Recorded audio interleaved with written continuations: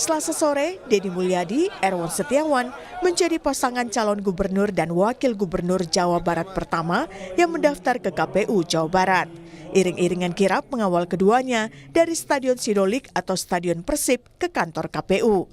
Di Pilkada 2024, Deddy Erwan diusung Gerindra, Golkar, PAN, Demokrat, PSI, dan 9 partai non-parlemen. Mereka akan melawan Ahmad Syahiku Ilham Habibie yang diusung PKS dan Nasdem. Saya mengucapkan terima kasih, kami diterima di sini dan sudah menyampaikan pendaftaran sebagai calon gubernur dan wakil gubernur. Selanjutnya juga saya menyampaikan permohonan maaf pada masyarakat Kota Bandung yang hari ini terganggu lalu lintasnya.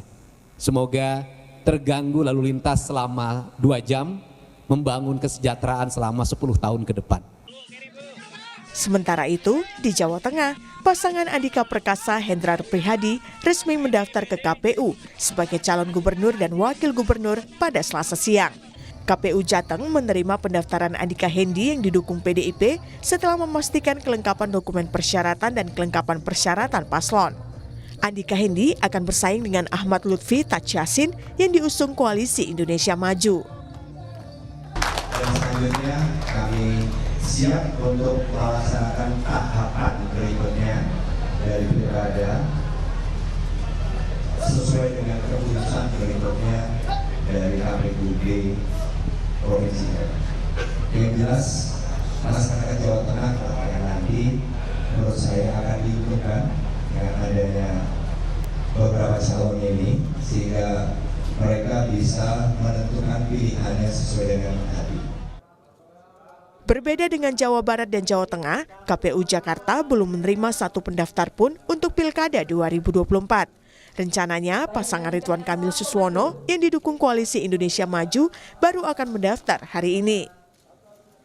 Izin Pak Ketua, kita akan sementara per hari ini kita akan daftar ke KPUD besok siang ya pada zuhur diiringi oleh semua masyarakat. Kami berdua bukan orang yang datang dari nol ya, kami berpengalaman. Insya Allah pada warga Jakarta kami hadir dengan berbagai semangat pengalaman. Dulu saya wali kota dengan dinamikanya, gubernur juga, Pak Suswono Menteri Pertanian di bidang lingkungan. Sementara itu, PDIP belum juga menjawab rasa penasaran publik soal siapa yang bakal diusung di Pilkada Jakarta. Anies Baswedan yang sempat datang ke DPP PDIP tak kunjung diumumkan sebagai calon gubernur. Selain itu, beredar pula nama Pramono Anung. Kader PDIP yang juga sekretaris kabinet ini bahkan sudah mengurus surat keterangan dari Pengadilan Negeri Jakarta Selatan sebagai persyaratan pendaftaran calon gubernur Jakarta.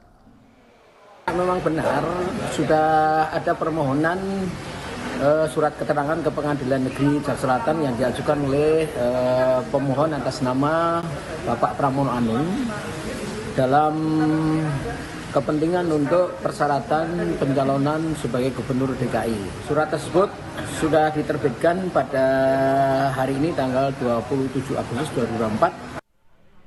Pendaftaran calon kepala daerah akan dibuka hingga 29 Agustus mendatang. Selama itu pula, publik masih harus menunggu siapa saja yang bakal bertarung di Pilkada 2024. Tim Liputan, Kompas TV.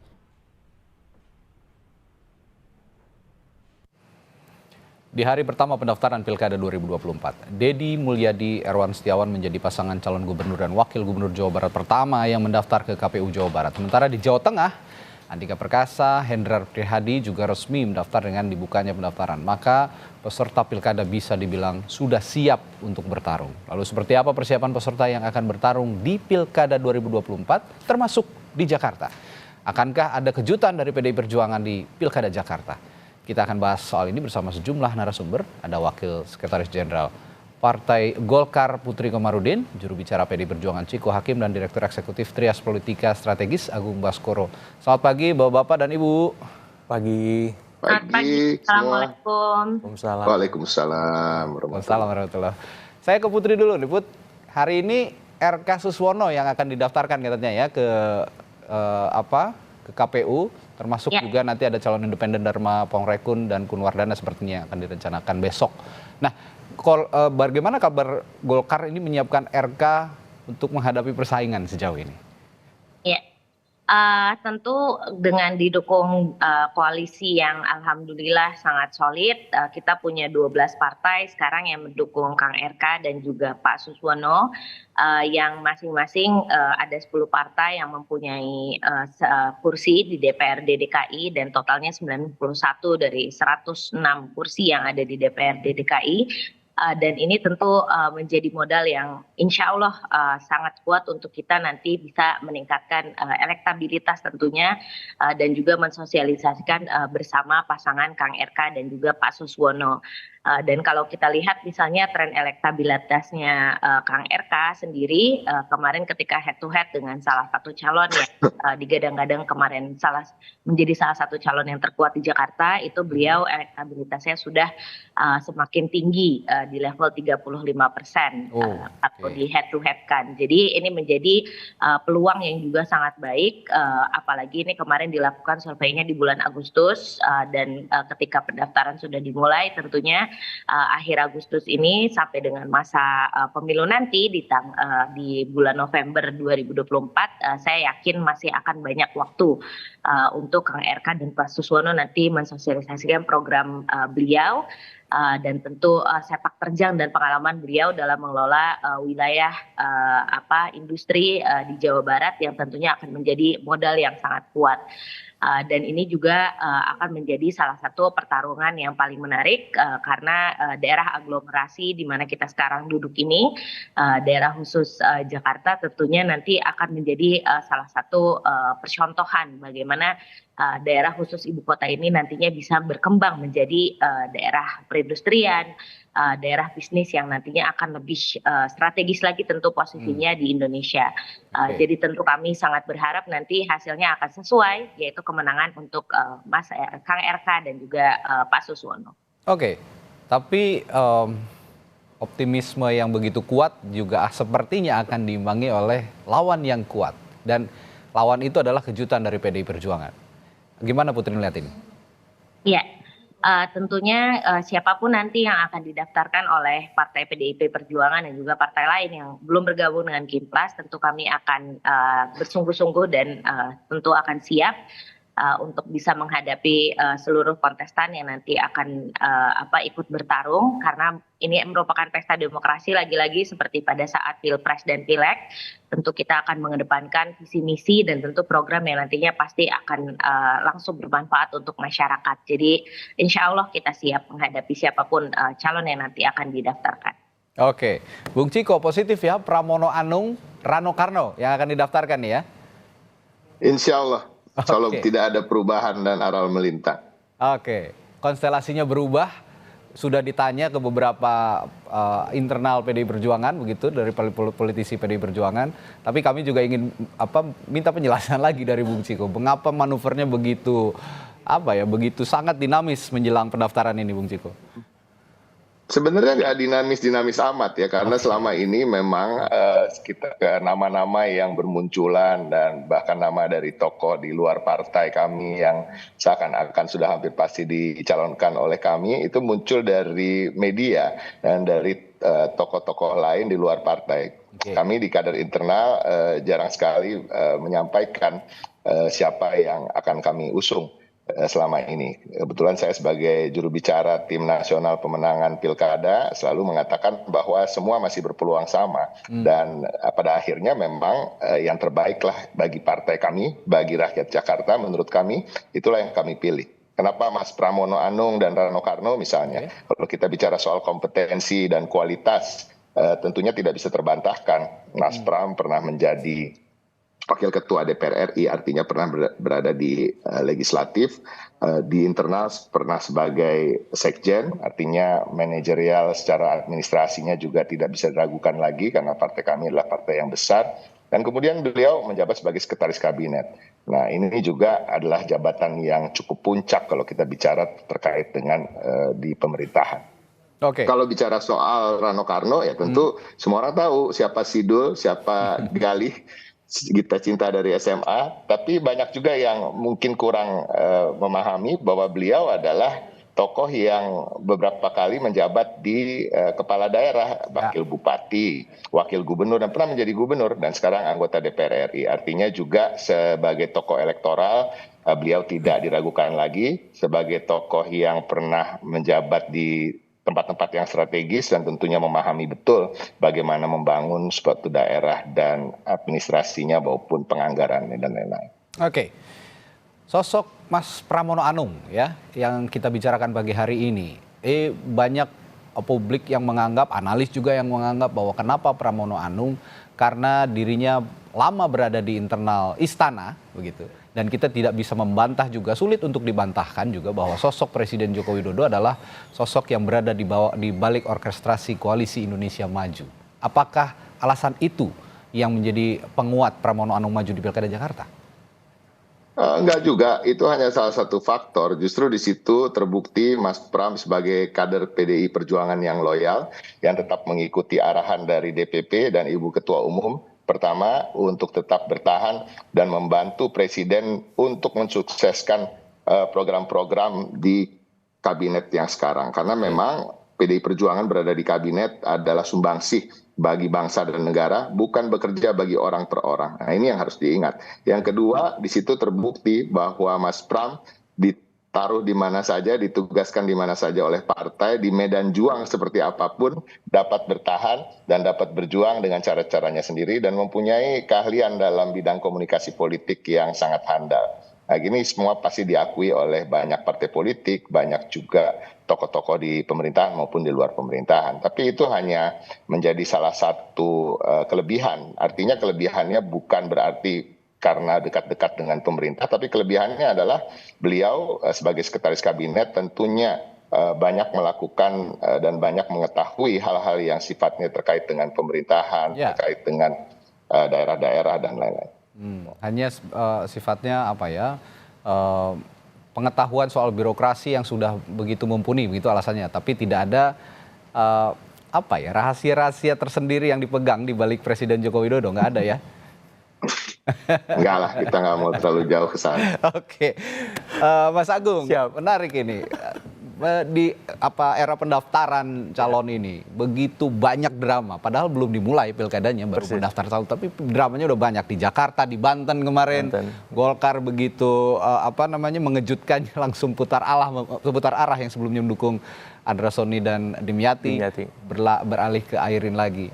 Analisis Anda soal drama-drama yang belum tuntas ini bagaimana? Iya, akar muasalnya dari putusan MK kemarin ya 60-70. Jadi itu membuat sebuah dentuman baru secara politik, apakah kita istilahkan tsunami politik, gempa tektonik politik dan seterusnya. Tapi yang jelas putusan MK tadi menjadi kabar baik kepada masyarakat, tapi juga kabar buruk bagi koalisi-koalisi yang selama ini sudah mengkerucut di pilkada-pilkada tadi, sehingga perubahannya begitu dinamis akhirnya sekarang seperti itu. Oke, perubahannya begitu dinamis karena putusan MK. Nah, terkhusus untuk Jakarta. Ini kompetisinya ya tidak bisa kita anggap remeh juga ya, meskipun katanya kalau Anies maju lebih kuat lagi kompetisinya, tapi ya kita lihat Pramono Anung dan Rano Karno dua-duanya adalah kader PDI Perjuangan yang merupakan partai ideologis yang punya masa yang loyal, termasuk di Jakarta. Lawan seimbang buat RK? Nah, sejujurnya tadinya saya berharap ada klimaks ketika PDIP akan mengumumkan kandidatnya di pagi hari ini atau siang nanti dan mendaftar di KPU. Apakah itu atas nama Anies Rano ataukah Ahok Rano. Tapi yang muncul Pramono Rano. Nah, ini jadi menurut saya efek kejutnya, wow factornya jadi menjadi minimalis. Ya, saya melihatnya ini agak anti klimaks malah. Nah, klimaksnya bisa jadi didapat oleh RK Suswono nanti. Jadi ini kabar baik untuk Mbak Putri, tapi juga kabar kurang baik kepada Bang Ciko. Kenapa? Karena memang di timeline sosial media berbagai platform ada semacam kekecewaan ketika yang diusung nama Mas Pram.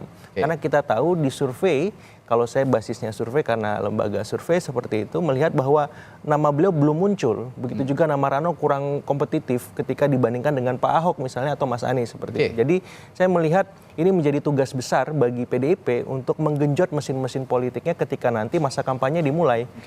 khususnya mobil khusus ketika kita ngomong demografi pemilih Jakarta yang terrepresentasi melalui Islam perkotaan, kelas menengah terdidik, kemudian juga kalangan menengah ekonomi ke atas seperti itu. Jadi ini perlu digarap dengan serius sehingga bisa membuat ceruk pemilih yang digarap Pramono dengan Pak Rano ini meluas. Dan yang paling penting ini basis PDIP kan sementara ini ada di Jakarta Utara, Jakarta Barat. Ya. Sementara di PKS biasanya di Jakarta Timur, Jakarta Pusat, dan Jakarta Selatan. Nah, ini bagaimana strateginya? Kenapa? Karena PDIP-nya mengendorse dua pasang kadernya sendiri yang sama-sama kita lihat kental spirit nasionalismenya. Nah, ini bagaimana menyentuh kalangan Islam perkotaan yang selama ini terrepresentasi lewat Suswono ataupun lewat RK seperti itu. Nah, ini tugas yang tidak mudah, tapi juga bagi RK Suswono ini juga bukan membuat terlena ya. Kenapa? Karena PDIP ini punya banyak cara, banyak siasat untuk apa? Menggenjot mesin-mesinnya di bawah. Dan itu sudah terbukti ketika pileg kemarin dia mampu mengimbangi PKS dengan raihan 15 kursi seperti itu. Kalau Pram Rano kerjanya kan lebih keras nih Bung Ciko, gimana? Ya nggak apa-apa, PDI Perjuangan biasa bekerja keras, kami tidak pernah punya kekhawatiran untuk melawan siapapun, dan ini sudah terbukti, ini bukan kata-kata kiasan atau bualan ya. Di masa-masa yang sulit seperti Orde Baru kami tetap bertahan, di masa Presiden SBY 10 tahun sebagai oposisi kami akhirnya bisa menang, dan ini sudah menjadi suatu hal justru yang bisa memantik semangat lebih untuk kami kader-kader PDI Perjuangan di Kota Jakarta. Dan kami meyakini suara PDI Perjuangan di Kota Jakarta yang kami peroleh kemarin akan solid dan akan bertambah dengan suara-suara yang tadi dikatakan terkait dengan Islam perkotaan misalnya. Saya rasa semua harus sepakat dan menyetujui bahwa Mas Rano Karno ketika akan turun nanti ke semua kantong-kantong, baik itu Jakarta Barat, Utara, Selatan, Timur maupun Pusat, akan sangat diterima oleh masyarakat karena ada brand Sidul, apalagi betul-betul anak Jakarta, bukan anak Jakarta yang dibuat-buat, dan kita meyakini dia akan menjadi suatu komplementari yang sangat bagus untuk melengkapi Mas Pram. Oke, kalau Bung Ciko tadi terbiasa bekerja keras katanya PDI Perjuangan, kalau Putri mau santai-santai aja, Bet?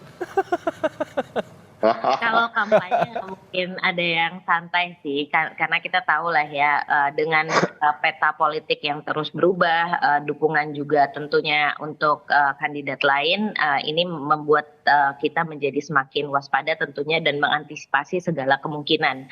Apalagi sampai dengan akhir pendaftaran di tanggal 29 nanti, segala kemungkinan itu masih bisa terjadi gitu. Jadi kita tentu akan sangat bersemangat untuk nanti memperkenalkan apa yang menjadi program-programnya Kang RK dan juga Pak Suswono, dan tentu kombinasi antara Kim dan kelasnya ini yang akan menjadi sangat menarik karena kita mempunyai basis massa dukungan yang akan sangat beragam. Tentu nanti akan menjadi salah satu basis kekuatan terbesar kita, dan tentunya akan mempermudah kita untuk menyerap lebih banyak lagi aspirasi dari berbagai elemen masyarakat di Jakarta yang tentunya tidak hanya datang dari Jakarta saja, tapi tentu daerah penyokong sekitarnya yang memang notabene datangnya dari Jawa Barat, di mana disitulah Kang RK mempunyai basis massa terkuat dan tentu kekuatan dan pengalaman yang paling banyak di situ. Oke. Ini mungkin terlalu dini untuk saya tanyakan, tapi saya harus tanyakan karena pilkada-pilkada potensial di daerah lain juga punya pertarungan yang sama sengitnya sepertinya, terutama di wilayah Jawa dan sebagian wilayah Sumatera. Kami akan diskusikan ini setelah jeda di Sapa Indonesia Pagi, tetaplah bersama kami.